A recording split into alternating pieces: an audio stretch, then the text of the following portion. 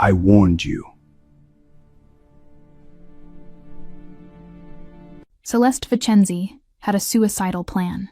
Walk into the dawn of the Balocchi Familia's bedroom, in a baby doll, at midnight, to confront him about her father's murder. And when Renzo Balocchi opened his eyes and saw her there, white silk against golden skin, he said, "If you walk into my room like this again, you're not leaving alive." Then she smiled, her first real smile in 5 years. "I'll come in, but next time I'm coming armed." Hi, I'm Lena, the owner of this channel. So today, my special shout out goes to Kavanaugh and Rosa. Thanks for your support, guys. Now tell me something. Can love between people from rival families work? Let me know in the comments. Chapter 1: Baby Doll and Confrontation.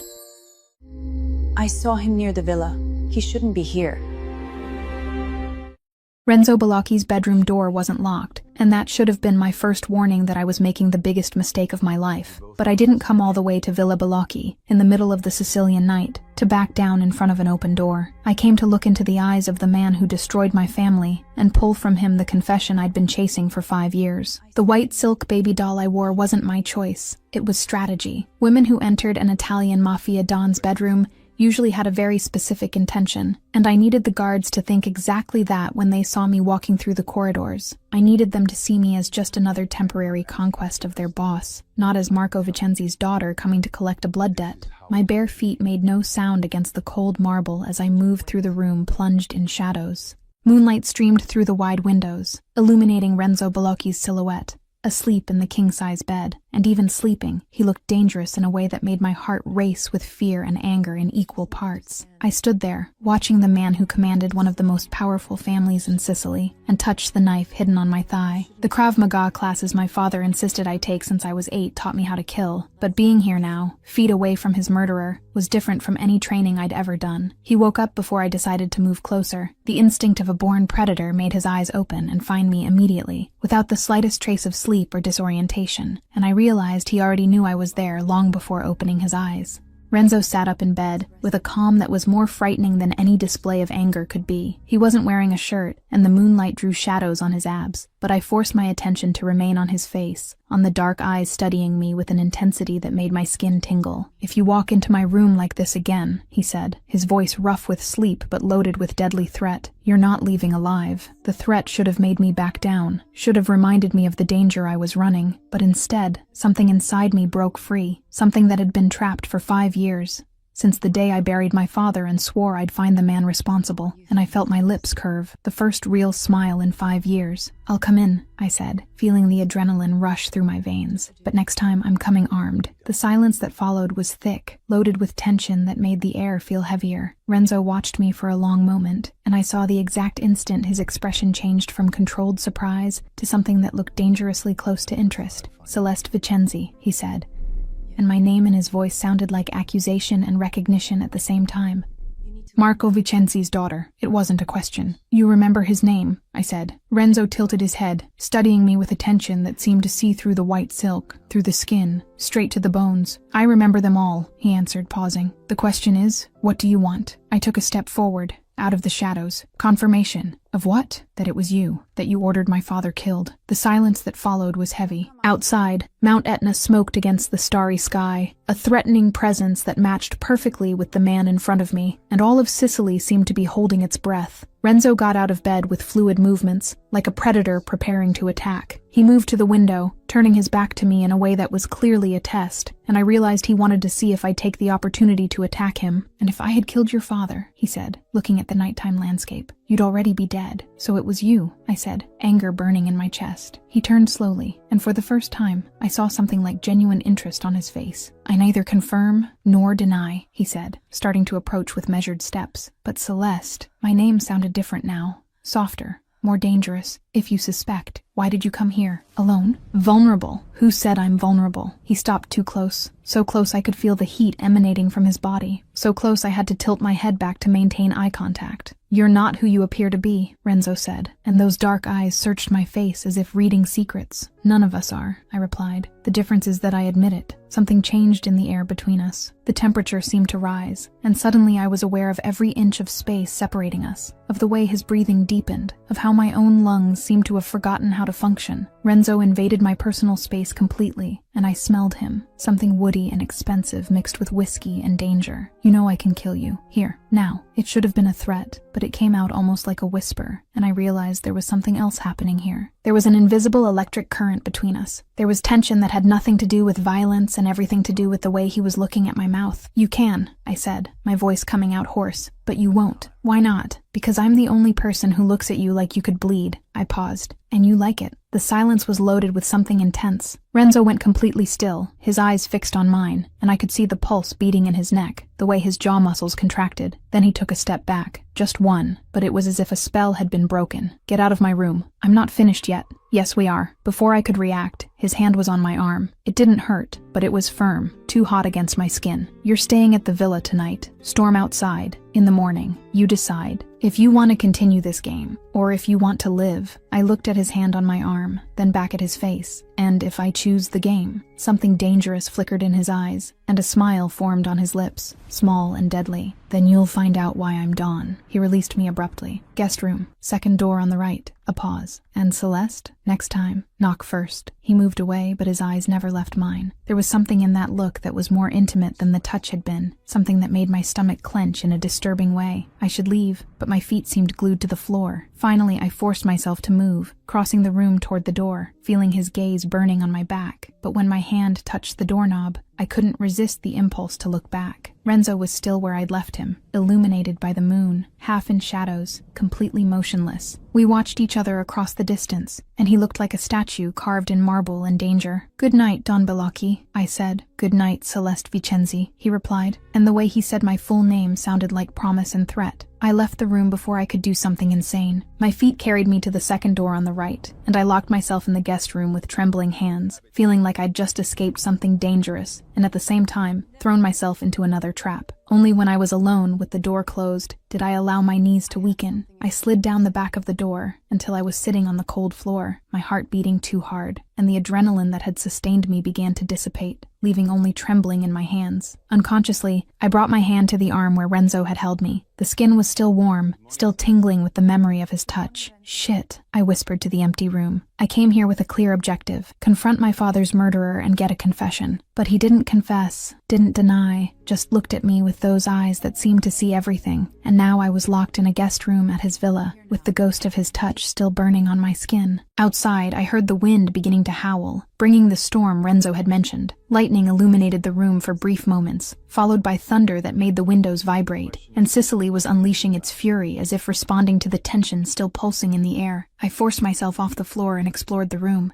It was luxurious in a discreet way, with antique furniture that probably cost more than everything I owned, and the bed was covered with sheets that felt like clouds. But I couldn't stop thinking about the room across the hall, about the man who slept there, or maybe wasn't sleeping anymore, and I wondered if he was as affected as I was by our encounter. I grabbed my phone from the small purse I'd hidden here earlier. Several messages from friends who didn't know where I really was, and if they knew I'd entered the Don of the Bellocchi family's villa to confront him about a murder, they would have had me committed. I deleted the messages and tossed the phone on the bed. I leaned against the window and watched the storm approaching, the lightning illuminating Mount Etna in the distance. My father used to say that Sicily was an island of passion and violence, where love and death danced together. I always thought he was being too poetic, but now, standing in this room, still feeling the heat of Renzo's touch on my skin, I was beginning to understand. "Tomorrow," Renzo said, "I'd have to decide, continue the game or choose to live." But as I looked at the storm, at the smoking volcano, I realized one thing with absolute certainty. I wasn't backing down, not after coming this far, not after finally being this close to the man who ordered my father's death. Renzo Bellocchi might be dangerous, might be deadly, but I'd trained my whole life for this moment, and if he thought he could intimidate me with intense looks and touches that made my skin burn, he was about to discover that Marco Vicenzi's daughter didn't back down from anything, especially not from the man who made me an orphan.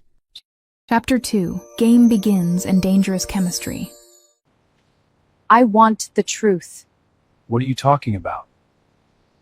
I woke up to the Sicilian sun streaming through the guest room windows, and for a brief moment, I forgot where I was. Then the memory of the previous night came back like a wave, bringing with it the recollection of dark eyes studying me, of a firm hand on my arm, of a husky voice saying my full name like it was a sentence. I got out of bed and found clean clothes left on a chair near the door, a simple dress in light cotton that definitely wasn't mine. Someone had entered the room while I slept, and the fact that I didn't wake up only proved how exhausted I was after the confrontation with Renzo. I took a quick shower and put on what I'd been offered, pulling my wet hair into a simple bun. I had no makeup, nothing but the clothes on my body, and somehow this made me feel more vulnerable than last night's baby doll. I left the room without knowing exactly where to go, but I followed the smell of coffee coming from somewhere in the villa. The hallways were wide and decorated with old Italian art, and each step I took against the marble echoed in a way that made me feel small in this palace of power and danger. I found the terrace without much difficulty. The view was breathtaking, Mount Etna dominating the horizon, smoking gently as if it were asleep but not dead, just waiting for the right moment to wake up.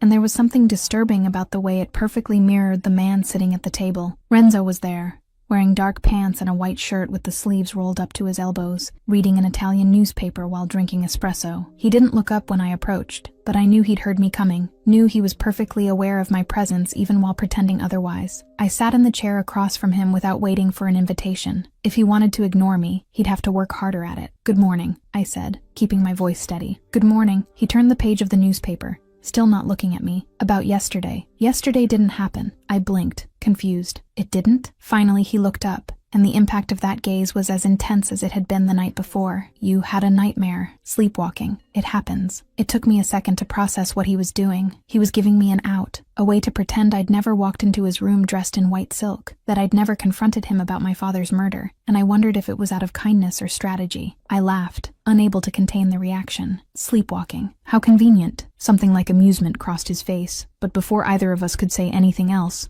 I heard footsteps approaching. Don Bellocchi, Signorina Vicenzi. The man who appeared on the terrace was older, probably in his 60s, dressed impeccably in an Italian suit that probably cost more than a car. He had perfectly combed gray hair and eyes that seemed kind, but there was something about him that immediately made me uncomfortable in a way I couldn't explain. He took my hand before I could avoid it and kissed it in a chivalrous manner. What a pleasure. Unexpected. I withdrew my hand as politely as possible. "Signore Torretti, Lazzaro Torretti, consigliere of the Famiglia." He studied me with an interest that was too intense, too invasive. "Marco's daughter, right? I knew your father. Very interesting man." The way he said interesting made my stomach clench. There was something behind that word, something I couldn't decipher, but that definitely wasn't a compliment. "Lazzaro." Renzo's voice cut through the air with cold authority. "Report can wait." It was an order disguised as a suggestion, and Lazzaro clearly understood. "Of course." He turned to me again, that smile still on his face. "Perhaps we can talk later, about memories." Then he left, leaving an uncomfortable silence on the terrace. I looked at Renzo, who was watching where Lazzaro had disappeared with an expression I couldn't read. "He knew my father?" I asked, still feeling the discomfort from the interaction. "Everyone knew your father." Renzo returned his attention to me, and there was something different in his gaze now, something more calculating. "The question is, did you know your father?" "What do you mean?" "Marco Vicenzi, accountant, family man." He paused deliberately. "And thief." Anger exploded in my chest like liquid fire. "My father was not. Stole 2 million. From the Famiglia." Renzo pulled some papers from inside the newspaper he'd been reading, placing them on the table between us. Bank statements, documents with numbers and dates, account in the Caymans, his name. I grabbed the papers with trembling hands, my eyes scanning the information, and I felt my world begin to crumble. There it was, printed in black and white. Marco Vicenzi, a bank account I never knew existed. Transfers of amounts that made no sense for the modest life my father had always lived. He wouldn't. My voice failed, and I hated how weak it sounded. "He did, and you know it." Renzo leaned forward, his eyes fixed on mine. "The question is, did you come for justice or revenge?" Tears burned in my eyes, but they were tears of anger, not sadness. "I came for the truth. Truth hurts, cara mia. You sure you want it?" I wiped the tears with the back of my hand, refusing to look weak in front of him. "Yes." Something changed in Renzo's face. It wasn't exactly a smile, but there was something that looked suspiciously close to respect. "Okay, you stay. 1 week. See how it works. Decide after. And if I decide you killed my father?" Now he smiled, and it was dangerous and beautiful at the same time. "Then you try to kill me." A pause. "And we find out who's better." An involuntary shiver ran down my spine, and it wasn't just from fear. There was something disturbingly exciting about the way he challenged me, the way he didn't treat me like an insignificant threat, but like someone who could actually be dangerous. "Deal," I said. "Ben." Renzo stood up from the chair with that fluid grace that seemed natural to him. "Agostino will show you the property. And Celeste." He stopped, looking at me with an intensity that made my heart race. "Here we have rules. Family above all. Loyalty to the death. And lies. His eyes pierced mine. Lies kill. Then he left the terrace, leaving me alone with the documents scattered on the table and a whirlwind of emotions I didn't know how to process. What the fuck did I do? I whispered to the empty air, because now it wasn't just about confronting my father's killer. Now it was about discovering who my father really was, if those documents were real or forged, if everything I believed about Marco Vincenzi was a lie or the truth. And somehow, Renzo Bellocchi was at the center of it all, looking at me with those eyes that seemed to see through every defense I had. I picked up the documents again, studying them more carefully. The handwriting, the signatures, the numbers that made no sense for the modest life my father had always lived. $2 million. It was a fortune, and if he'd really stolen it from the Bellocchi familia, then maybe Renzo had every right to have him killed. The thought made me sick. I'd spent 5 years believing my father was an innocent victim, that Renzo Bellocchi was a monster who needed to pay. But what if I was wrong? What if my father was the criminal, and his death was just Mafia justice? No, I refused to believe that without more evidence. Documents could be forged, bank accounts could be created, and someone clearly wanted me to believe my father was a thief. The question was, who benefited from this narrative? Signorina Vincenzi? I looked up and saw a middle-aged man approaching the terrace. He had features that vaguely reminded me of Renzo, the same strong bone structure, the same dark eyes, and I guessed he was family. Agostino Bellocchi, he introduced himself with a slight nod. Renzo's cousin. He asked me to show you the property. Of course, I said, gathering the documents and standing up. Agostino observed me with curiosity as we walked through the villa. Unlike Lazzaro, there was nothing uncomfortable about him, just genuine interest mixed with understandable caution. You're the first person Renzo has allowed to stay here, he said eventually, who isn't part of the familia. He's not allowing me, I corrected. He's testing me. Agostino smiled. Maybe it's the same thing.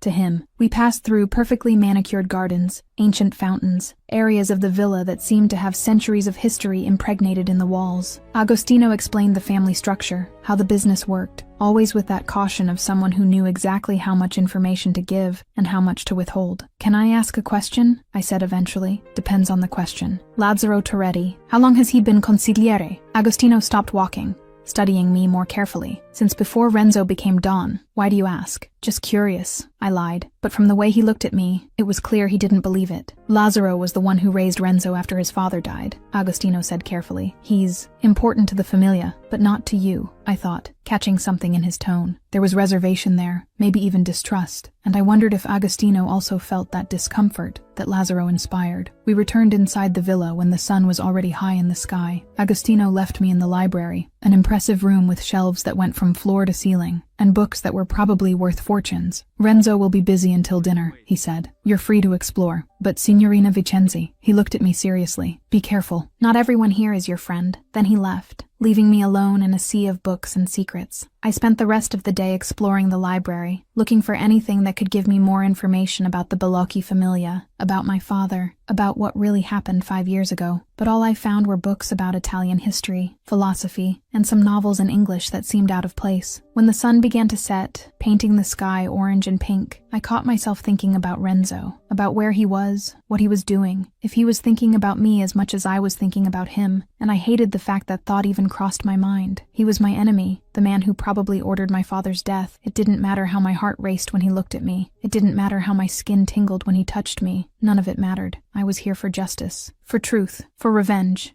if necessary, and nothing, not even dark eyes and dangerous smiles, was going to divert me from that path. Chapter 3. Provocations and Discoveries. Stop looking at me.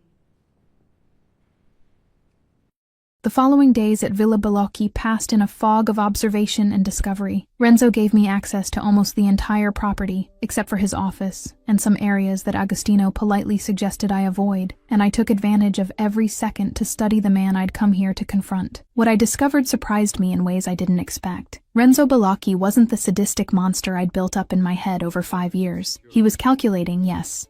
Dangerous for sure, but he was also fair in a way that defied everything I thought I knew about the Mafia. I saw how the men of the Famiglia respected him, not just out of fear, but out of genuine loyalty. I saw how he resolved disputes with cold logic, but also with unexpected compassion. I saw how he commanded with absolute authority, but also listened to advice before making decisions. And I saw, more than I'd like to admit, how he watched me when he thought I wasn't paying attention. There was something disturbing about the way his eyes followed me through the hallways, how he always seemed to know where I was, even when we weren't in the same room, how an invisible tension formed in the air whenever we encountered each other. It was as if we were trapped in a dangerous dance, circling each other, waiting to see who would make the next move. On the 5th day, there was a formal dinner with the entire familia. The table was long enough to easily accommodate 20 people, all dressed in Italian elegance that made my borrowed dress seem inadequate, and Renzo sat at the head like the don he was, commanding the room just with his presence. I was seated more toward the middle of the table,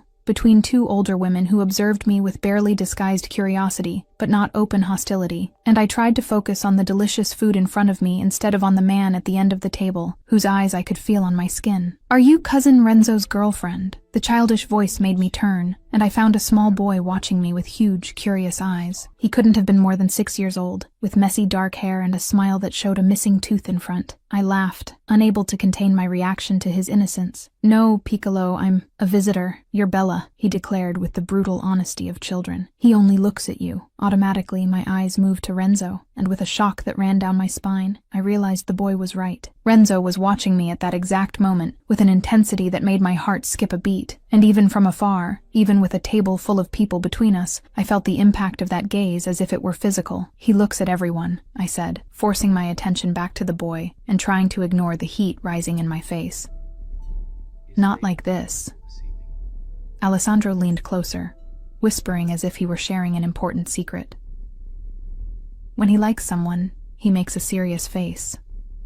"More serious. How do you know?" I asked, genuinely curious now. "Nonna told me, before she died, said the Balakis love hard." He paused dramatically, clearly repeating words he'd heard from adults. "And dangerous." Something clenched in my chest, something I didn't want to examine too closely. "Do they?" "See, but they also protect. Always." Then, with the scattered attention typical of children, he ran off to show something to another cousin, leaving me alone with those words echoing in my head. "The Balakis love hard and dangerous." I looked at Renzo again, unable to resist, and this time he didn't look away. We stared at each other across the length of the table, through the conversations and laughter of the familia around us, and it was as if we were alone in the room. There was something in that look that made my breath catch, something that promised danger and passion in equal measures. Then he turned his attention to Agostino beside him, breaking the contact, and I felt the loss of it like a physical presence. The rest of the dinner passed in a fog. I ate without really tasting the food, participated in conversations without really registering the words, and the whole time I was hyper-aware of the man at the head of the table, of the way he laughed with the family, of the way he commanded even in a social setting. When dinner finally ended, I escaped to the gardens, needing fresh air and space to think. Alessandro's words kept echoing in my head, mixing with everything else I'd observed over the past few days, and I wondered if I was losing focus on my mission. I came here for revenge. I came here for answers. I came here to confront the man who destroyed my family. But the more time I spent here, the more the lines began to blur, and I no longer knew if Renzo Balaki was my enemy, or something much more complicated. The next day, after lunch, I decided I needed concrete answers. I'd spent the entire week observing, waiting, being patient, but patience was never my strong suit, and the documents Renzo had shown me about my father kept tormenting me. I found his office without much difficulty, and entered without knocking, a deliberate statement that I wasn't going to blindly follow his rules. Renzo was sitting behind a huge mahogany desk, studying papers with that intense concentration that seemed natural to him. He didn't even look up when I entered. "I need to see documents. About my father." "No," he said, still not looking at me. "Why?" "Because I don't trust you." I approached the desk, hands braced on the polished surface. "Still not? After a week?" Now he looked up,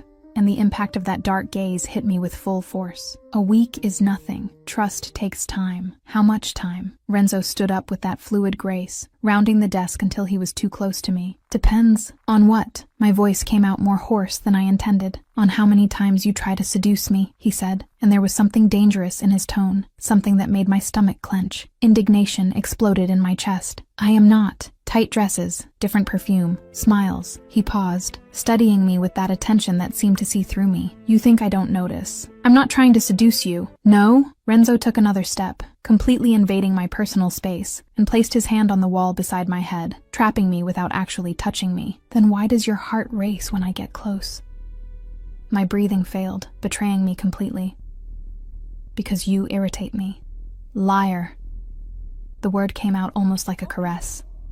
"I didn't lie." "Then why aren't you moving away?" He leaned closer, so close I could feel the heat of him, the woody scent that was starting to become too familiar. And he was right. I realized with a shock that ran down my spine that I wasn't moving away, that my body was leaning toward him instead of retreating, that every cell of my being was hyper-aware of his proximity. "Because I'm not afraid of you," I said, and it was truth and lie at the same time. "You should be," he whispered, so close now that I could feel his breath against my skin. "Because I'm starting to like you, and that is dangerous. For both of us." The world seemed to shrink to just the two of us. Renzo was so close I could see the golden flecks in his dark eyes, could count every eyelash, could see the way his jaw clenched as if he were fighting some internal battle. He leaned in imperceptibly, and I realized he was going to kiss me, and more shocking still, I realized I wanted him to. Then a loud knock on the door separated us as if we'd been burned. "Renzo, we have a problem." Agostino entered the office, and from the way he stopped abruptly when he saw us, it was clear he realized he'd interrupted something. Renzo moved away from me with that controlled calm I was beginning to recognize as his way of processing intense emotions. "Che cosa?" His voice was perfectly controlled, without any trace of the intimacy from seconds ago. Agostino looked at me, hesitant. "Rivals, movement at the docks, and maybe we should talk alone." "She stays." Renzo turned to me, and there was something different in his look now. "You wanted truth? You'll get it." Agostino hesitated for another moment, then sighed. "Okay, Familia D'Angelo is planning an attack. Tomorrow. Shipment from Naples." "Shipment of what?" I asked,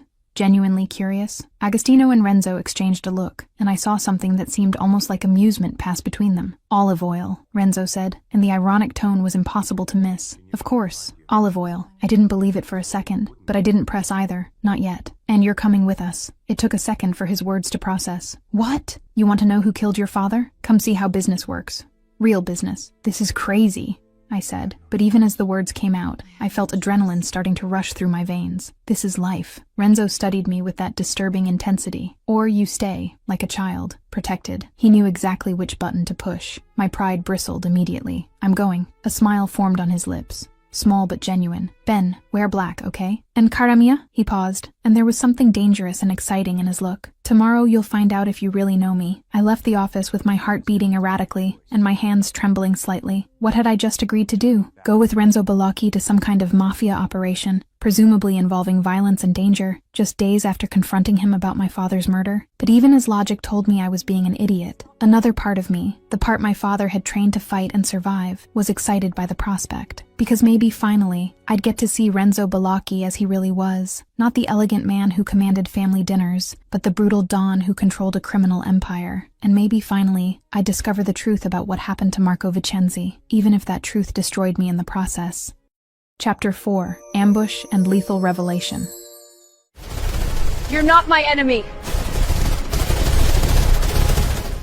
The trip to Naples was made in tense silence, and I spent the whole time trying to control the nerves that threatened to consume me. The dark clothes Renzo had sent to my room fit my body perfectly. Black tactical pants and a long-sleeved shirt that allowed free movement. And for the first time since arriving at Villa Balocchi, I felt like myself, like the woman my father had trained to survive in a dangerous world. The car was luxurious but discreet, dark windows that didn't allow anyone to see inside, and Renzo was sitting next to me in the back seat, checking a gun with movements so natural it was clear this was routine for him. There were 3 other cars following us, full of men from the Famiglia, and the caravan moved through the Italian night like a deadly serpent hunting its prey.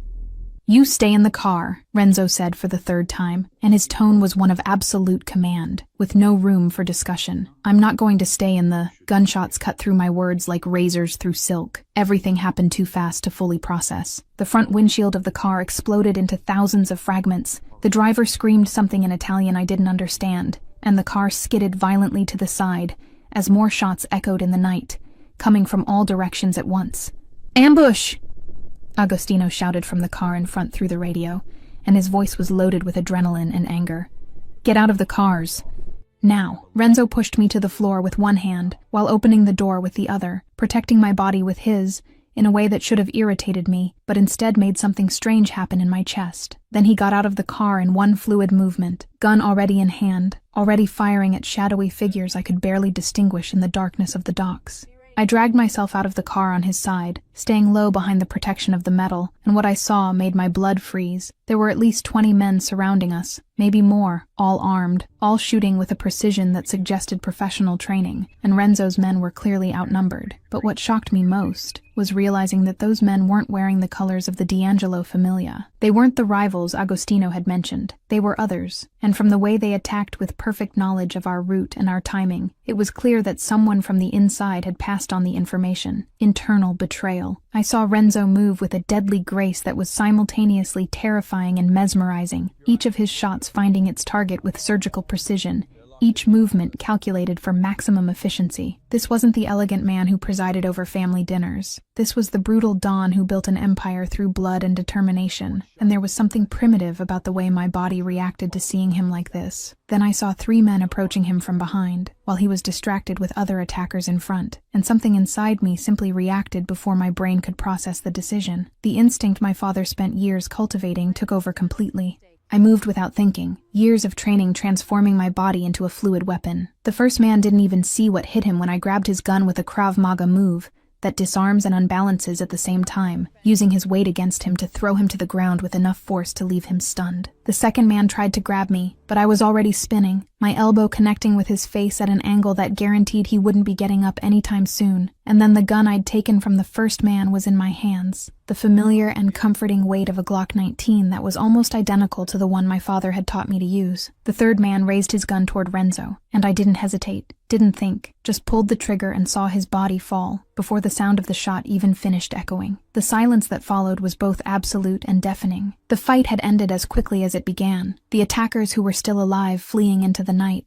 when they realized they'd lost the advantage of the element of surprise, and now only the men of the Famiglia remained standing among the bodies scattered across the docks, and all of them were looking at me with a mixture of shock and respect I'd never seen directed at me before. But I only had eyes for Renzo. He stood a few meters away, completely motionless, and there was blood on his face. I don't know if his own or from some attacker, and his clothes were torn in some places, revealing the skin underneath. He looked at me with an expression I couldn't decipher, something between admiration and disbelief, and something deeper that made my stomach clench. "Where did you learn that?" His voice was hoarse, loaded with emotion he usually hid so well. There was still adrenaline rushing through my veins, making my hands tremble slightly, making my heart beat so hard I could hear it in my ears. My father put me in training at 8, Krav Maga, target shooting, combat. I paused, the memory of Marco Vicenzi teaching me to punch correctly so vivid it was almost painful. He said his daughter would need to defend herself. Something changed in Renzo's face, understanding mixed with respect. He knew that you'd enter this world. Apparently, the word came out bitter, because my father never explained to me why I needed to learn to kill, never told me that his life as a Mafia accountant would eventually catch up with me, and now he was dead, and I'd never have the answers I needed. Renzo approached, and the way he moved was different now, more careful, as if he were seeing a version of me he didn't know existed. "You saved me. You would have done the same," I said, and it was true. I knew it deep in my bones. Maybe. He stopped in front of me, so close I could see the drops of blood on his neck, so close I could see the way his chest rose and fell with controlled breaths. "But no one has ever—" He stopped, and for the first time since I'd met him, Renzo Balocchi seemed vulnerable. "Ever what?" I asked softly. "Protected me, since I became Don." His words carried a weight I didn't expect, a loneliness I recognized because I'd felt the same since losing my father. There was something fundamentally human in his admission, something that broke another layer of the defenses I'd built against him. "Renzo," I said, and his name came out different now, more intimate, more real. See? The realization hit me like lightning, so strong and so clear I wondered how I hadn't seen it before. "You didn't kill my father." The silence that followed was loaded with tension, and Renzo studied me with that disturbing intensity of his. "How do you know?" "Because a man who kills for betrayal wouldn't hesitate to kill me for suspecting." The words came out in a rush now,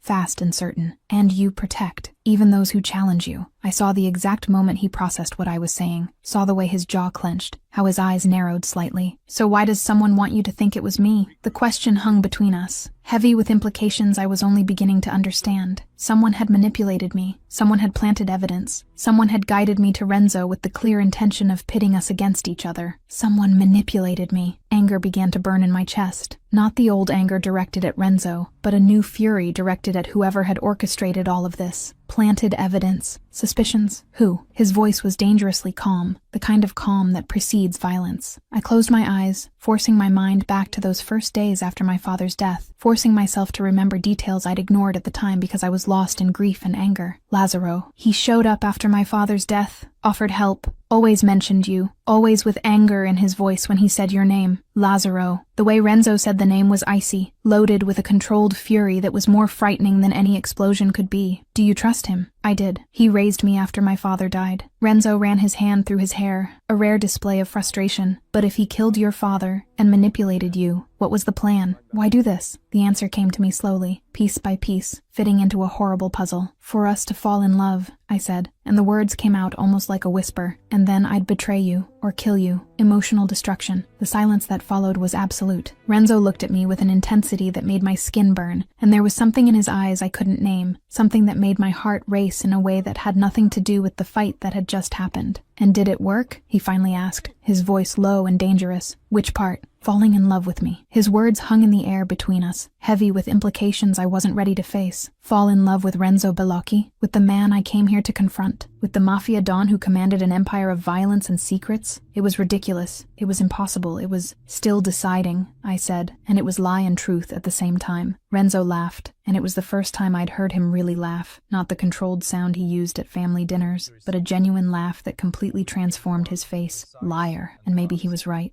Maybe I'd already decided days ago. Maybe from the moment I walked into his room dressed in white silk and saw something in his eyes that defied everything I thought I knew about him. But admitting that, to him or to myself, seemed too dangerous. Seemed like the kind of vulnerability that could destroy me completely. So I stayed silent, and Renzo didn't press. Just looked at me with that disturbing understanding that suggested he knew exactly what I was feeling, even though I refused to say it out loud. Around us, the men of the Familia began to move, tending to the wounded, documenting the dead, cleaning the scene with the efficiency of those who'd done this many times before, and the reality of what had just happened began to seep through the adrenaline still running through my veins. I had killed a man, had shot him without hesitation, and he was dead because of me. My hands began to tremble for real now, and the gun I was still holding suddenly seemed too heavy. Renzo gently took it from my fingers, putting it away carefully, and then his hands were on my shoulders, firm and comforting. You did what you needed to do, he said, as if he could read my thoughts. You saved me, saved others. Don't regret it. But how could I not regret it? How did I live with the knowledge that I'd taken a life? As if Renzo knew exactly what was going through my head, he pulled me closer, and for the first time, I allowed myself to accept the comfort he offered, resting my forehead against his chest and letting the reality of what had happened hit me completely. Not regretting when regret dominates your thoughts and your heart is one of the hardest things for anyone, including me. Chapter 5. Confession of Fear and First Kiss. Don't be afraid of me. The trip back to Villa Bellocchi was completely different from the way there. The silence in the car was no longer loaded with nervous tension, but with something deeper, something I had no name for and didn't know if I wanted to name. Renzo was sitting next to me, his body relaxed in a way that completely contrasted with the violence we'd just experienced. And from time to time, I caught him watching me from the corner of his eye with an expression that made my stomach clench. When we finally arrived at the villa, it was past 3 in the morning, and most of the men who'd accompanied us dispersed to tend to their own wounds, or to rest. Agostino said goodbye with a tired wave, but not before giving me a look that seemed to carry genuine respect, something that hadn't been there before tonight. Come, Renzo said, his voice breaking the silence for the first time in hours. I need you to take care of something. I followed him through the silent corridors of the villa until we reached his quarters, the same room where everything had started less than a week ago, when I'd entered dressed in white silk with the intention of confronting a killer and found something much more complicated.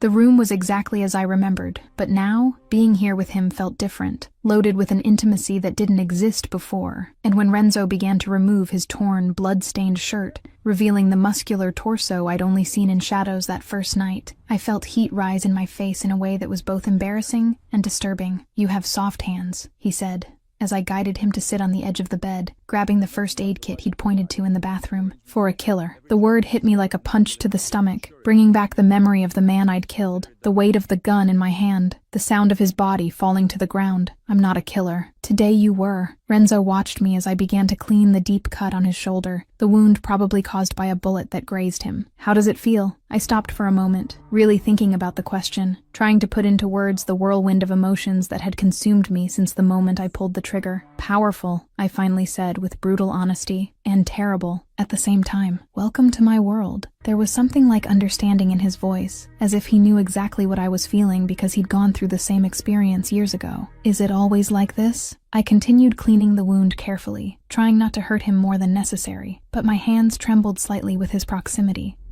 with the heat of his skin under my fingers. Violence? See.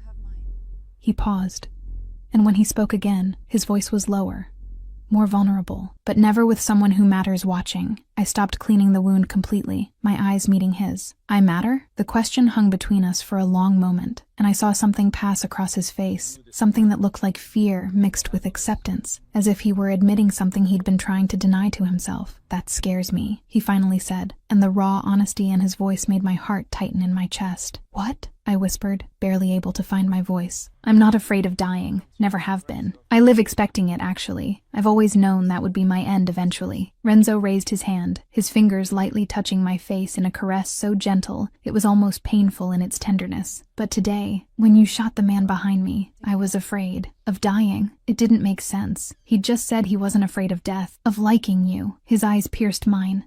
Dark and intense and completely honest, of liking you too much. My heart began to beat so hard I was sure he could hear it in the silence of the room. His words echoed in my head, mixing with everything else that had happened between us since that first night, and suddenly everything made sense in a terrifying way. You don't like me, I said, but the words came out weak, without conviction. His hand moved from my face to the nape of my neck, his fingers threading through my hair in a way that was both possessive and gentle. I'm trying not to. And how's that working out? The question came out almost like a challenge, and I saw the corner of his mouth curve into something that was almost a smile. Terribly, he pulled me a little closer, and suddenly the distance between us seemed minuscule and still too large at the same time. Especially when you look at me like that. Like what? I whispered, completely lost in his gaze. Like I'm a man, not a monster. His words carried a weight I didn't expect, a vulnerability that showed how much he really saw himself as the beast everyone said he was. And something inside me broke when I realized that Renzo Bellocchi, the brutal Don who commanded an empire of violence, really believed he was a monster incapable of being seen as anything more. You're a man, I said, the conviction clear in my voice. Complicated, yes. Dangerous for sure, but a man. Renzo leaned closer, his breath mixing with mine, and the entire world seemed to shrink to just the two of us in that room, on that bed, with the silent Sicilian dawn around us. Celeste, he said, and the name came out like a prayer and a curse at the same time.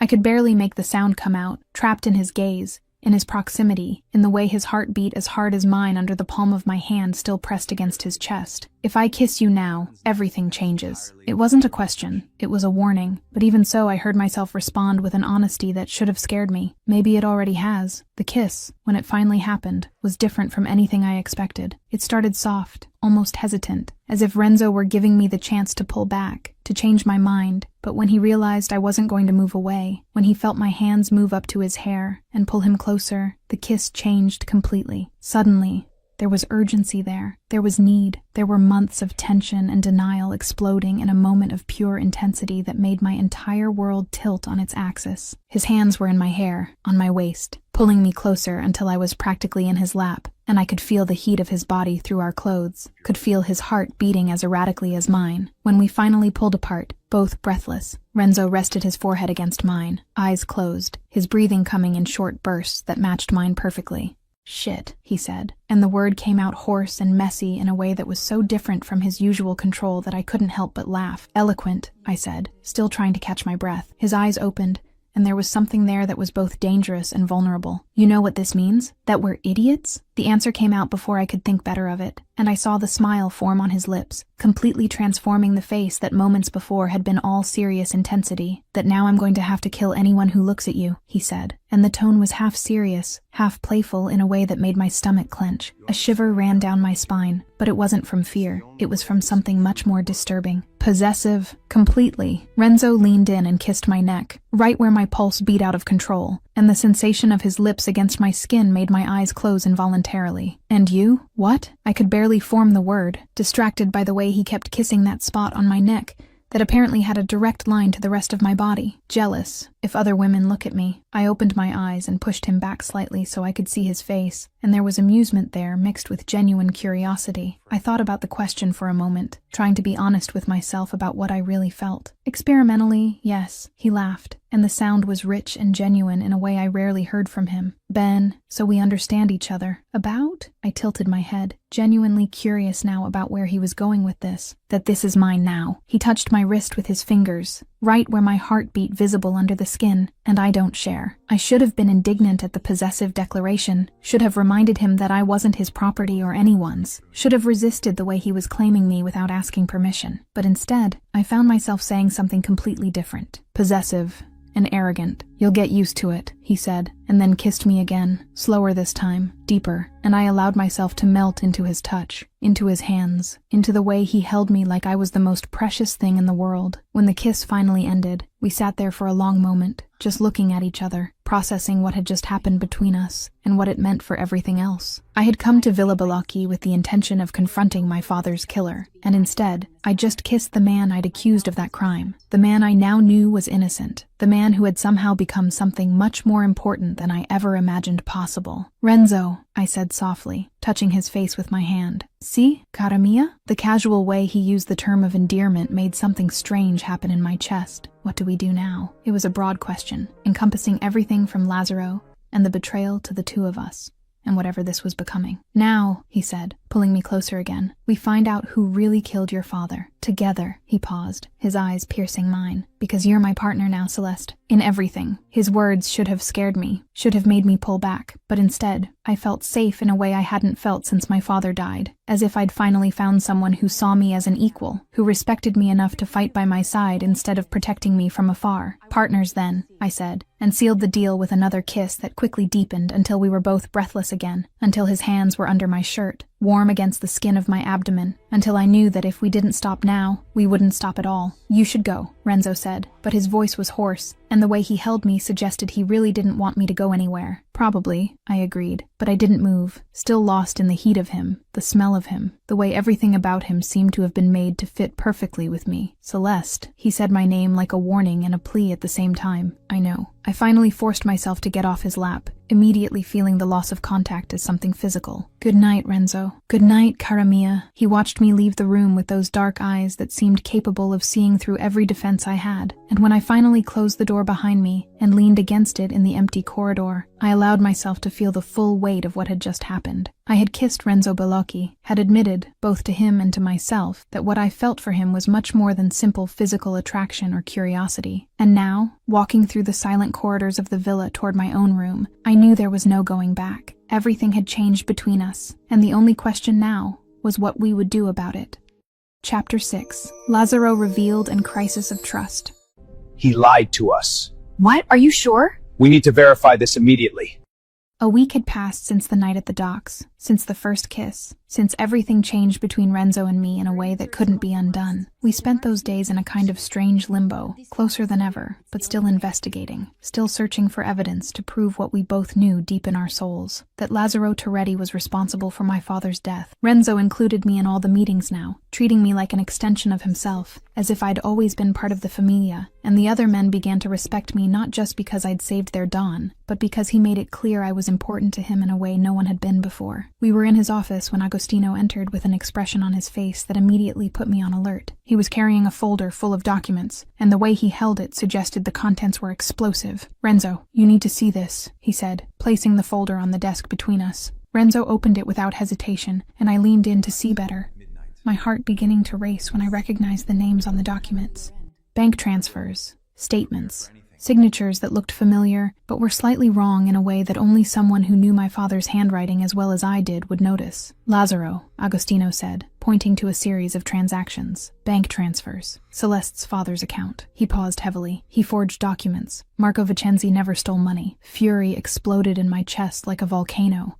Hot and devastating and completely overwhelming. He forged them! My voice came out louder than I intended, loaded with all the anger I'd accumulated over the years. Renzo's expression changed instantly, the mask of the brutal Don falling into place, and when he spoke, his voice was icy in a way I rarely heard. Why? More, Agostino continued, turning more pages in the folder. Marco discovered that Lazzaro was embezzling funds. For years, Marco was going to expose him, so he didn't need to finish the sentence. The implication hung in the air between us like toxic smoke. Lazzaro killed my father. The words left my mouth like a death sentence. And manipulated me to... I looked at Renzo, seeing the understanding in his eyes. To destroy you. Not just destroy me, Renzo said, and there was something in his voice that was worse than anger. It was pain. Break me. Emotionally. He paused, and for the first time since I'd met him, I saw real vulnerability on his face. He raised me. He knows that. He stopped abruptly, as if the words had gotten stuck in his throat. Knows what? I asked softly, touching his hand on the desk. His eyes met mine, and there was something there that made my heart squeeze in my chest. That I've never loved anyone, not even family, except... He looked at me in a way that made the entire world disappear. Now, the silence that followed was absolute. His words hung in the air like confession and condemnation at the same time, and I could see on Agostino's face that he was as shocked as I was by the involuntary admission Renzo had just made. I'll leave you two. Agostino started to get up,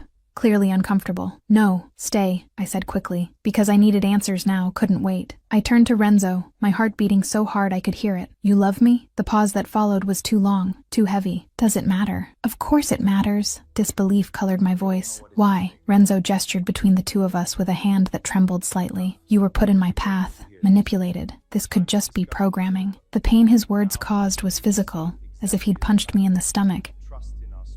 You think it is? I don't know what to think anymore, he said, and there was so much anguish in his voice that I knew he was being completely honest.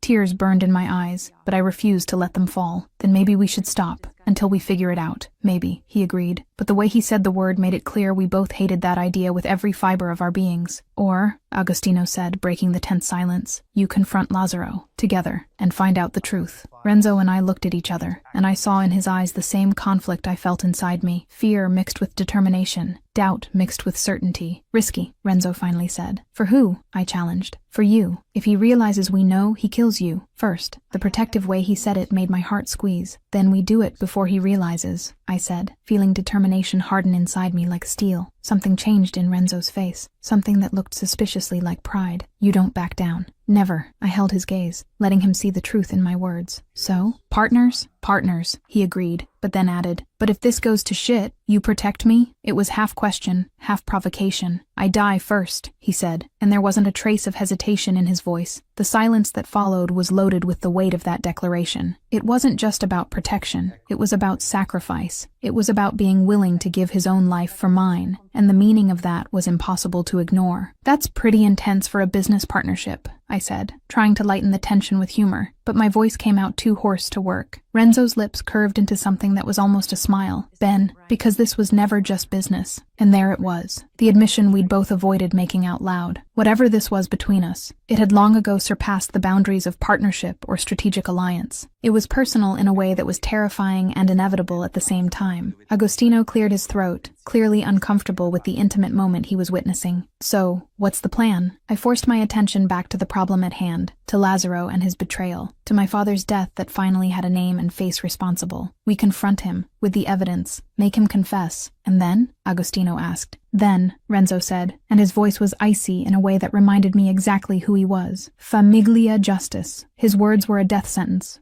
and we all knew it. Lazzaro Toretti had manipulated, lied, killed, and conspired, and now he was going to pay the price for all of it. I just hoped that when it was all over, when the truth finally came to light, Renzo and I could still look each other in the eyes and see something beyond the manipulation that brought us together. Because despite all his doubts, despite all my own uncertainties, I knew one thing with absolute certainty. What I felt for Renzo Bellocchi wasn't programming. It was choice. My choice. And I hoped that eventually he'd believe that too. Chapter 7. Confrontation with Lazzaro.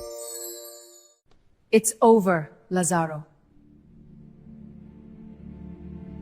The plan was simple in theory, but executing it would be a completely different story. Renzo organized a casual dinner at the villa, just the three of us and Lazzaro, something that would seem like an informal business meeting, but in reality would be a carefully constructed trap to extract the confession we needed. I spent the entire day mentally preparing to face the man who killed my father, the man who spent years manipulating me with false kindness and poisoned advice, the man who orchestrated my entire life for the last 5 years with the sole objective of emotionally destroying Renzo Bellocchi. Anger burned constantly in my chest like embers that never went out, but I kept it controlled, cold, because I needed to be in complete control when the time came. Renzo found me in my room an hour before dinner. He entered without knocking, as had become his habit in recent weeks, and the familiarity of that gesture should have bothered me, but instead it comforted me in a strange way. "Are you ready?" he asked, and there was concern in his eyes that warmed me inside. "I was born ready," I said, adjusting the dark dress I'd chosen specifically for tonight. Something elegant, but that allowed free movement in case things got out of control. Renzo approached, his hands finding my waist in a gesture that had become natural between us. "If at any point you want to stop, just say so. I'll handle this alone." I placed my hands over his,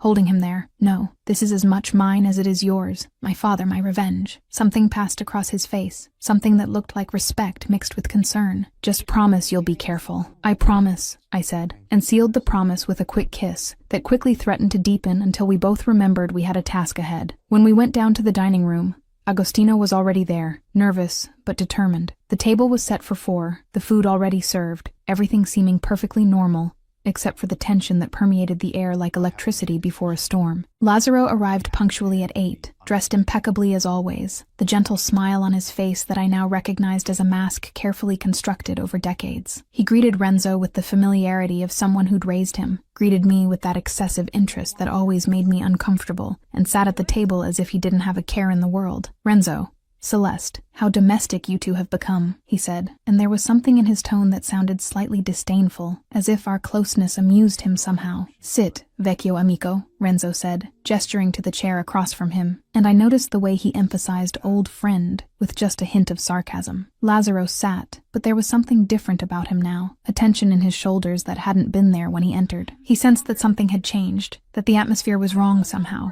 "Everything all right?" "Perfect," I said, pouring wine into his glass with a smile that didn't reach my eyes. "We were talking about discoveries, recent ones." His eyes narrowed imperceptibly. "What kind of discoveries?" Renzo placed the documents on the table between them, the movement deliberate and controlled. "Marco Vicenzi, you said he stole 2 million. There was a minuscule pause before Lazzaro responded, so brief that someone who wasn't looking for it might miss it. "And he did." "Lie," I said, the word coming out with all the anger I'd held back for so long. "You stole, and when my father found out, you killed him." The silence that followed was so dense, it seemed to suck the oxygen from the room. Lazzaro went completely still, and then, slowly, the mask of the kind old man began to fall, revealing something much darker underneath. When he smiled, it was the smile of a predator who'd finally decided to stop pretending. "You shouldn't have found that out," he said, and his voice was completely different now, cold and calculating in a way that sent a shiver down my spine. "Why?" Renzo leaned forward, his posture changing from relaxed to dangerous in a second. "Because Celeste was the perfect weapon against me?" "Exactly." Lazzaro picked up his wineglass, taking a sip as if we were having a casual conversation about the weather. "Daughter of the man you killed, hunting you, falling in love, and then," the smile turned cruel, "betraying you, or dying trying to kill you. Maximum pain for the man who never suffered." Nausea rose in my throat hearing everything laid out so coldly. "You planned everything. For years." "Years," he confirmed, and there was pride in his voice, as if he were talking about an artistic masterpiece instead of a murderous conspiracy. "Every casual encounter, every hint about Renzo, every encouragement to investigate." He looked directly at me, and it worked perfectly, "until you really fell in love." The way he said the last words, with disdain mixed with frustration, made it clear that this wasn't in his plans, that Renzo and I developing genuine feelings for each other had been the only variable he couldn't control. "You raised me," Renzo said, and for the first time since I'd met him, I heard real pain in his voice, the pain of a betrayal that cut deeper than any physical wound could. "And now I destroy you." Lazzaro placed the glass back on the table with excessive care. "Because you never knew your place, never respected me as I deserved. I made you Dawn, and you treated me like a simple advisor." The bitterness was clear now. "Your death will be slow, watching her die first." Everything happened in slow motion and impossible speed at the same time. Lazzaro moved to grab the gun he had hidden at his waist, but years of training made me react before my brain could fully process the threat. I threw myself across the table, knocking over plates and glasses, my hand reaching his wrist before he could point the gun at either of us. The fight that followed was brutal and quick. Lazzaro was older, but experienced, and he fought with the ferocity of a man who had nothing to lose.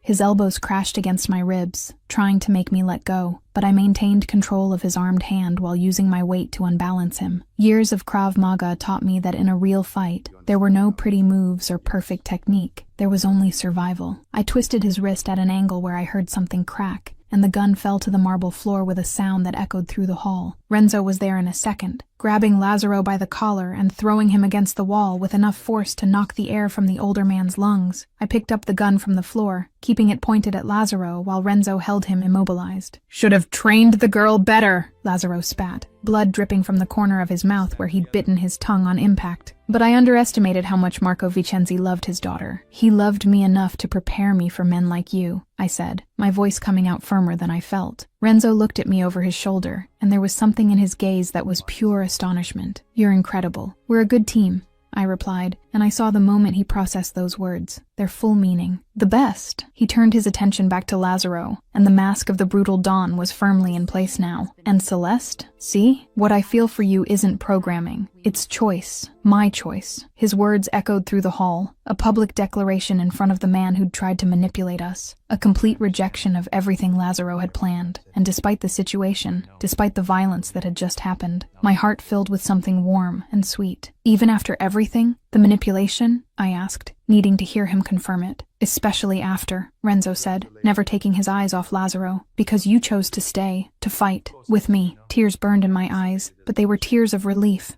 not sadness. Everything I'd needed to hear, everything I'd feared was a lie, he'd just confirmed as truth. "How touching," Lazaro spat with disdain. "You think this matters? That love changes anything? You're still a monster, Renzo. And she's still the daughter of the man I killed. This will poison you until there's nothing left." "No," I said, moving closer until I was beside Renzo, presenting a united front. "You have no power over us anymore. It's over." Renzo was about to respond when hurried footsteps echoed through the hallway. Agostino appeared in the doorway of the hall, his face pale and worried in a way that immediately put me on maximum alert. "Sorry to interrupt, but we have a situation." The way he said it, the urgency in his voice, made it clear that something very serious was happening, something that couldn't wait even for the end of this confrontation. Renzo and I exchanged a look, and in that moment, we communicated volumes without saying a word. Whatever was happening, we'd face it together, as partners, as equals, as something much deeper than either of us was ready to name out loud yet. Chapter 8: External Threat and Fierce Protection.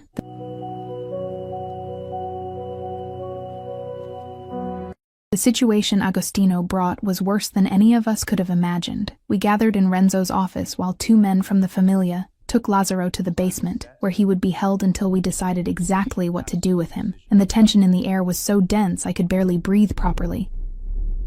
"Rival Famiglis found out about Lazaro," Agostino said, spreading photos and reports across the mahogany desk.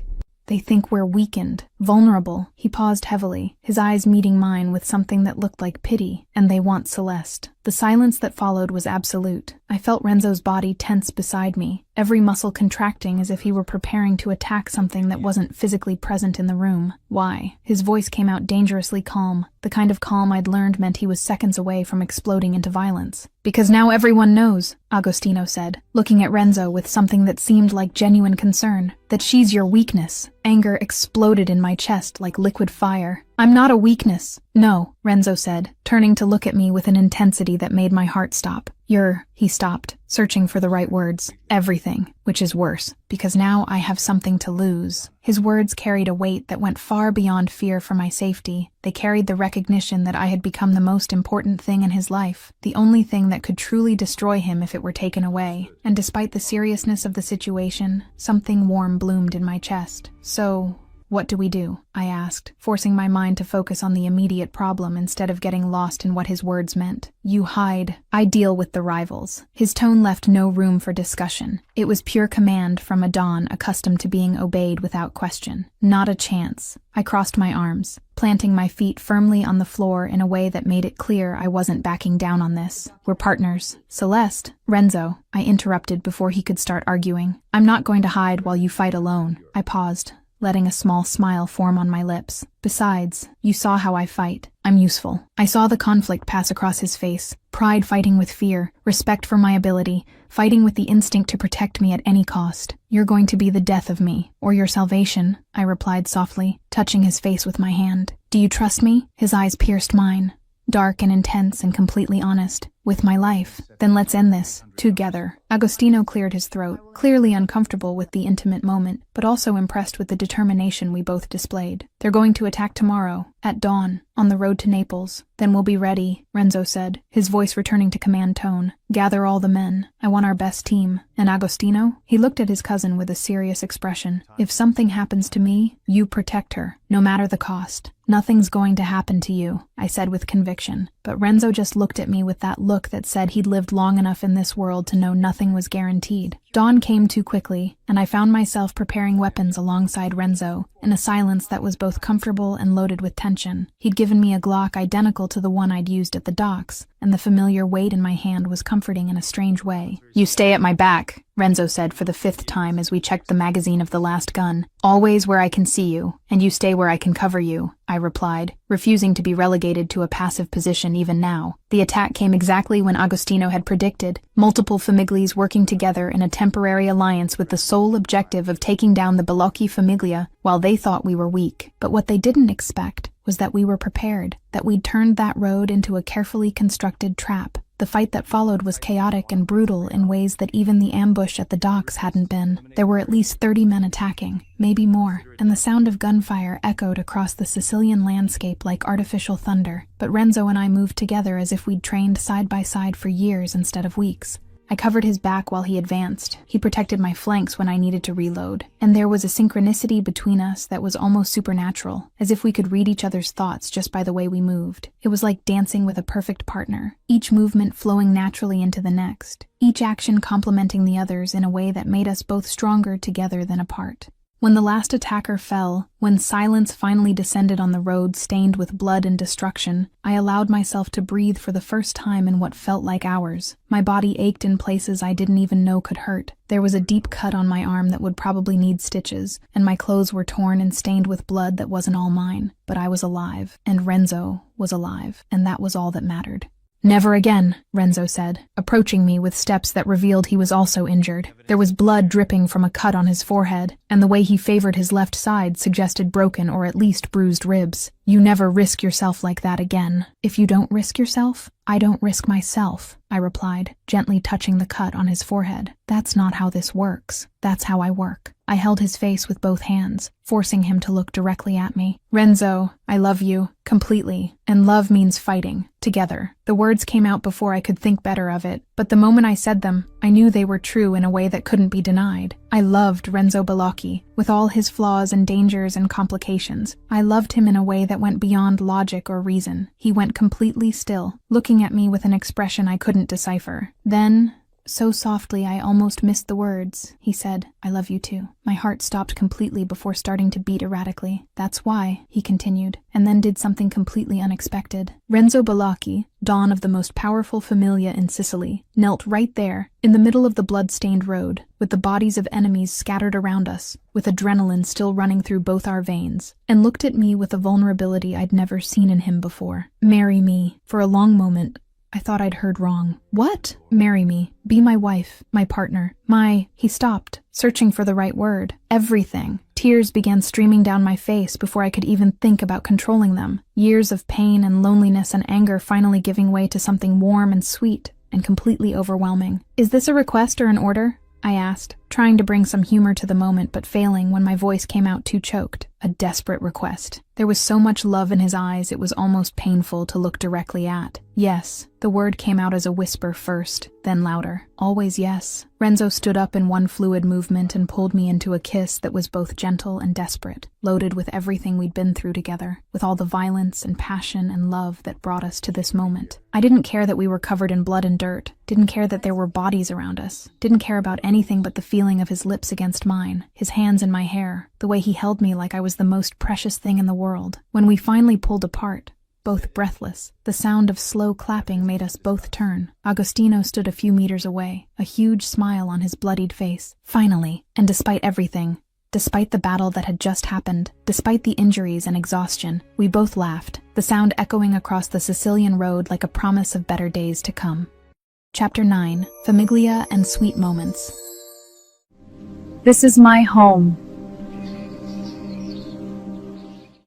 The weeks following the marriage proposal passed in a fog of preparations and celebrations, and for the first time since arriving at Villa Balocchi, I allowed myself to really believe that maybe I'd found a place where I belonged. Lazzaro was being held somewhere safe, awaiting the Familia's judgment. The rival families had backed down after the brutal show of force on the road, and for the first time in years, I felt something like peace. The villa was full of Renzo's relatives I didn't even know existed, all arriving from different parts of Italy for the wedding preparations. There were aunts who hugged me like they'd known me my whole life, cousins who greeted me with cautious respect, mixed with curiosity, and a general energy of celebration that was both overwhelming and comforting. I was in the garden supervising the floral decorations when I heard small footsteps running in my direction. I turned just in time to see Alessandro running at full speed, his arms open and his smile showing the gap where his front tooth was starting to grow back. "Zia Celeste, you're going to be my real Zia," he shouted, practically throwing himself into my arms with the full force of a 6-year-old rocket. I caught him in my arms, laughing at his enthusiasm, and felt something warm expand in my chest, hearing how naturally he called me Aunt. "See, Piccolo, and you're going to be my ring bearer?" His eyes widened so much they seemed to take up half his face. "Can I? With the ring and everything?" "Of course you can." Renzo's deep voice came from behind me, and I turned my head to see him approaching with that confident walk that had become so familiar. But what struck me most was the expression on his face as he watched Alessandro and me together. There was something there that made my heart squeeze in my chest, a tenderness he rarely showed, a vulnerability reserved only for moments like this. Alessandro squirmed in my arms until he could see Renzo better, his smile getting even bigger if that was possible. "Cugino Renzo, are you going to have bambini with Zia Celeste?" The sound Renzo made was something between a cough and a choke, and I saw the flush rise slightly on his neck, in a way that was absolutely adorable in a man who was usually so controlled. One day, maybe. I felt my own face heat up at Alessandro's direct question, his innocence making it impossible to be angry at the invasion of privacy. Alessandro, too early to think about that. But Alessandro just shrugged with the frightening wisdom children sometimes display. Nonna always said, "Familia Balocchi needs to continuare." He looked at me with those huge, serious eyes. "And you're strong like Louis. Bambini will be strong too." I couldn't help but laugh at his simple logic. "Thanks, I think." Alessandro leaned closer, whispering loud enough that Renzo could definitely hear, even while pretending to check something on his phone. "And Louis is happier, since you arrived. Smiles more." Instinctively, my eyes moved to Renzo, and with a shock of recognition, I realized Alessandro was completely right. Renzo was smiling as he watched us, not the controlled smile he used in business, but something genuine and warm that completely transformed his face. "He is? See, before he was always serious. Sad. Now." Alessandro gestured with his little hands in a way that was absolutely Italian, loose in his eyes. The Italian word echoed in my heart in a way words rarely do. Loose, light, Alessandro translated with the patience of someone used to switching between languages. "You brought light to Louis." Then he hugged me with the surprising strength of a child, his little arms squeezing my neck. "Grazie." Tears burned in my eyes before I could control them. Years of loneliness and pain finally giving way to the acceptance I didn't even know I needed so much. "Grazie a te, Piccolo." Alessandro eventually let go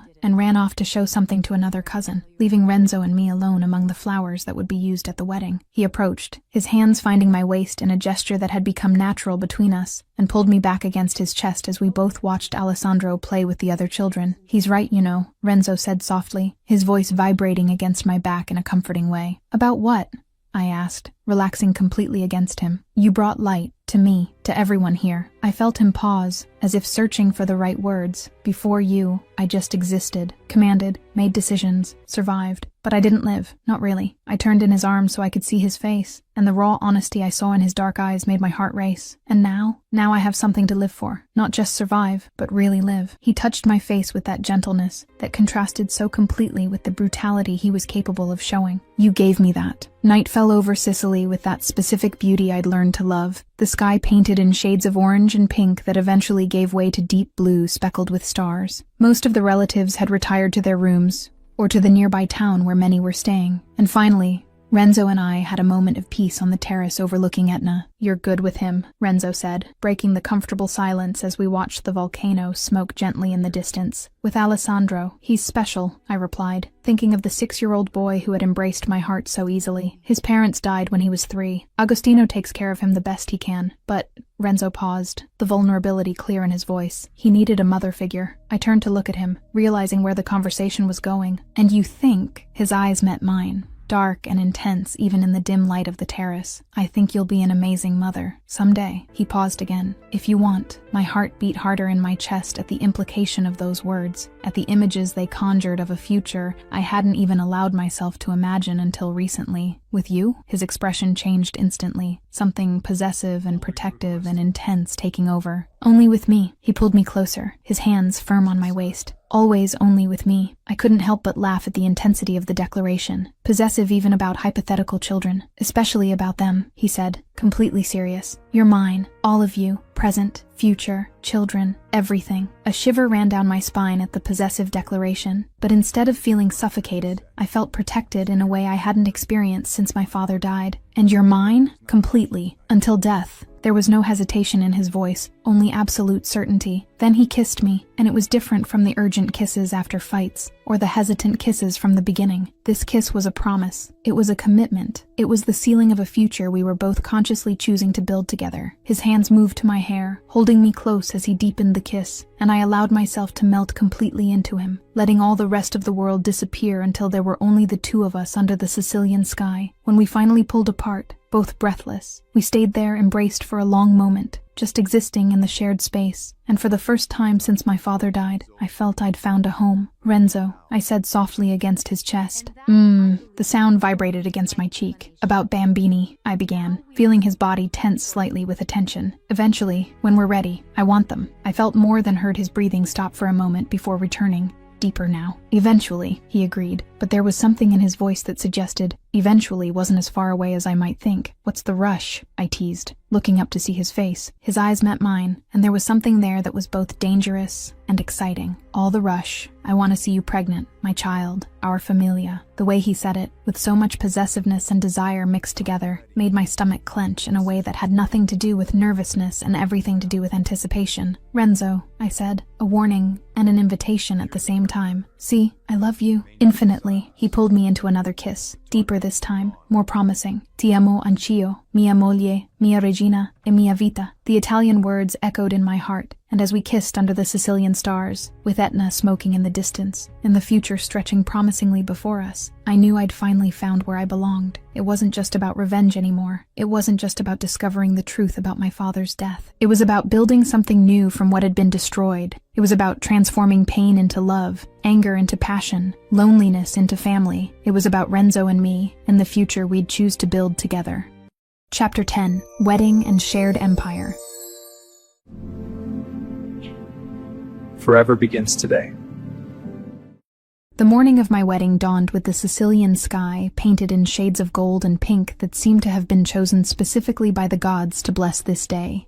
I woke up in the guest room where I'd spent that first frightening night weeks ago, but now everything was different. I was different, and in a few hours I'd leave this room as Celeste Vicenzi for the last time. The dress waiting for me was a classic Italian masterpiece, delicate lace that had belonged to Renzo's grandmother, combined with modern silk that hugged my body in a way that was both elegant and sensual. The veil was ancient, passed down through generations of Balaki women, and when Renzo's aunts placed it over my head, I felt the weight of the tradition and acceptance it represented. The church in Taormina was small but ancient, with frescoes dating back centuries and wooden pews polished by time in the hands of countless faithful. It was filled to overflowing with members of the familia, all dressed in their finest Italian attire, all here to witness the union that would transform a dead accountant's daughter into the Donna of the Balocchi familia. When the doors opened and I began walking down the aisle, the entire world seemed to shrink to just the man waiting for me at the altar. Renzo was dressed in a suit that probably cost more than a car, impeccable black, that contrasted perfectly with the white shirt, but it was the look on his face that made my heart stop completely before starting to beat erratically. He was looking at me like I was the only person in the universe. Like every step I took toward him was the most important thing that had ever happened in the history of humanity, and there was so much love in those dark eyes that I felt tears threaten to ruin the makeup that had taken hours to apply.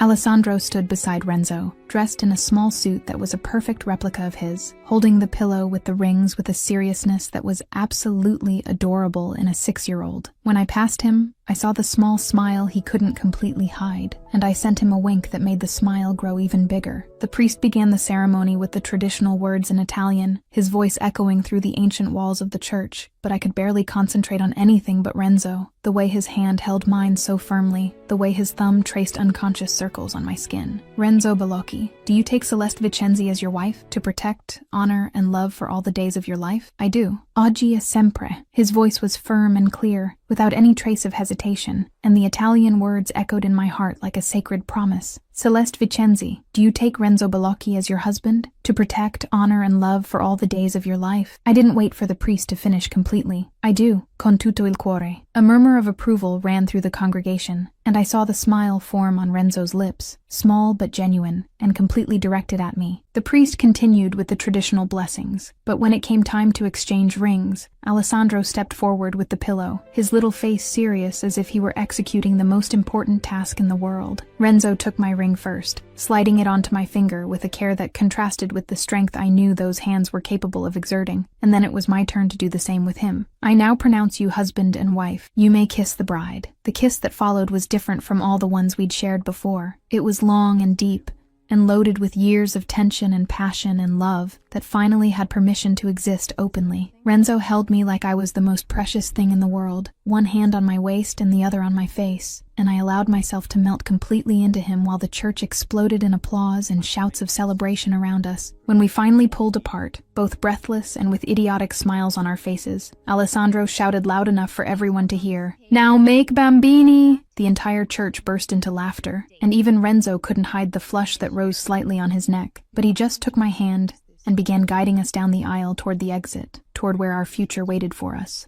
The party at the villa was exactly the kind of Italian celebration I'd seen in movies but never experienced personally. There was enough food to feed a small army, wine flowing as if the fountains had been converted specifically for that purpose, and music that made even the oldest and most serious members of the familia get up to dance. The main table was positioned to have the best view of Mount Etna, and Renzo and I sat side by side with our hands intertwined on the table, watching our familia celebrate with a joy that seemed to have been contained for too long. Agostino eventually stood up, raising his wineglass in a toast that made the entire crowd quiet to listen. Alla familia, old and new. He looked directly at me with a genuine smile. May Donna Balocchi bring as much strength as she brought light. Alla familia, the crowd repeated in unison, glasses raising and clinking in harmonious chaos. And then, because apparently Alessandro had decided it was his personal duty to make sure everyone knew his opinions about our reproductive future, he shouted again, "E bambini futuros!" The crowd exploded in laughter and approval, and Renzo leaned in to whisper in my ear, "He's not going to let this go, is he?" "Apparently not," I said, laughing against his shoulder. The night continued with dancing and celebration, but eventually, Renzo pulled me away from the crowd, taking me to the more private terrace where everything had begun between us. The full moon illuminated Etna in the distance, and the view was so perfect, it seemed to have been painted especially for this moment. "And now?" I asked, leaning against the stone railing while Renzo stood behind me, his arms circling my waist. "Now?" He kissed my neck, right where he knew it made me lose my train of thought. "You share everything with me. Empire,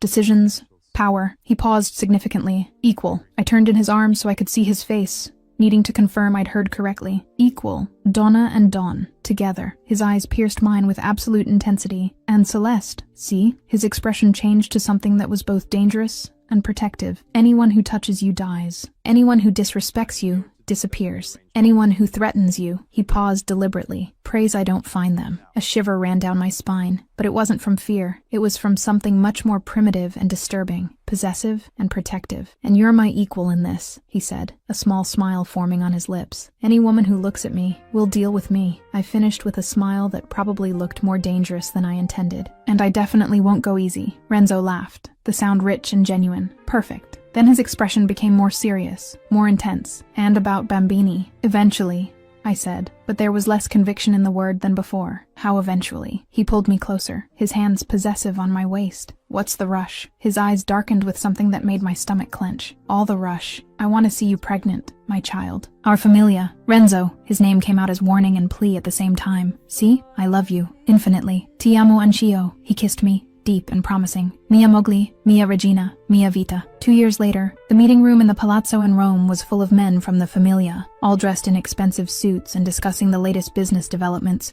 with the seriousness such matters deserved. But what would have been impossible to imagine a few years ago was the 6-month pregnant woman sitting at the head of the table beside the Don, actively participating in every decision and being heard with the same respect as him. Operation Palermo needs more men, I said, studying the reports spread in front of me. Agostino, now officially my second in command in certain operations, nodded in agreement. I agree. Donna Bellocchi is right. I felt Renzo's hand move to my rounded belly, his touch gentle and possessive at the same time. Always is. There was so much pride in his voice it made my heart swell. And this one will learn early. The meeting room door suddenly opened, and Alessandro, now 8 years old and much taller than he'd been at the wedding, entered with the confidence of someone who knew he had permission to interrupt. Boy or girl? He asked without preamble. Surprise, I replied, smiling at the boy who'd become like a son to me over the past years. But Renzo wants a boy. I want healthy, Renzo corrected, but then added, but a boy would be convenient. Continue the line. And if it's a girl? I teased, already knowing the answer. The smile Renzo gave me was pure love, mixed with determination. Then she'll be the most feared Dawn in Sicily. Alessandro practically jumped with excitement. Can I teach baby to shoot? The entire room burst into laughter, and I exchanged a look with Renzo that clearly said, this is your fault. When they're older, Piccolo,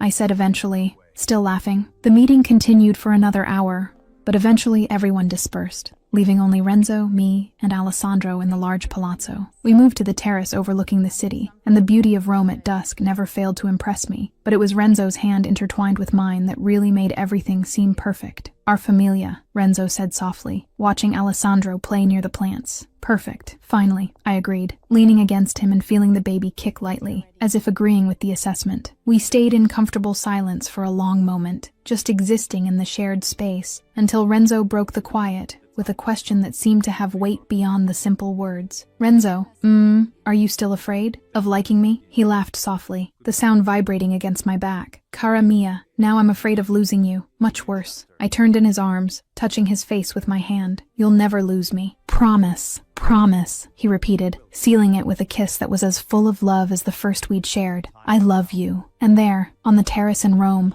with our familia around us and our future growing inside me, I knew I'd found something I'd never looked for, but desperately needed. A home, a partner, a love that would survive any storm. I'd come to Sicily looking for revenge and found redemption. I'd come looking for a killer and found a husband. I'd come looking for justice and found love. And now, with Renzo's hand on my belly and the future stretching promisingly before us, I knew that all the choices I'd made, all the risks I'd taken, all the fights I'd fought, had been completely worth it. This was my familia now, my empire, my love, my life, and I wouldn't trade it for anything in the world.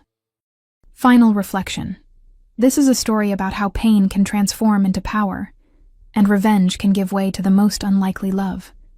Celeste Vicenzi enters Villa Bellocchi with a broken heart and thirst for justice, convinced that Renzo is the monster who destroyed her family. But what she finds is a man as broken as she is, equally a prisoner of manipulations and lies.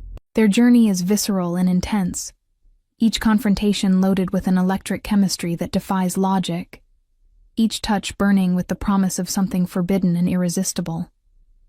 There's violence, yes, blood and constant danger, but there are also moments of devastating vulnerability when two survivors finally lower their guards and allow the other to see their deepest wounds. The story's energy pulses between extremes, from icy fury to burning desire, from paralyzing fear to fierce courage, from absolute loneliness to the overwhelming intimacy of two souls who recognize each other through chaos. It's romance at its purest essence, where love doesn't mean peace, but lethal partnership, where protection comes through shared strength, and where the happy ending is one with blood, tears, and the conscious choice to build something beautiful from the ashes of what was destroyed. And if you want to see another romance video, click on the video appearing now on your screen.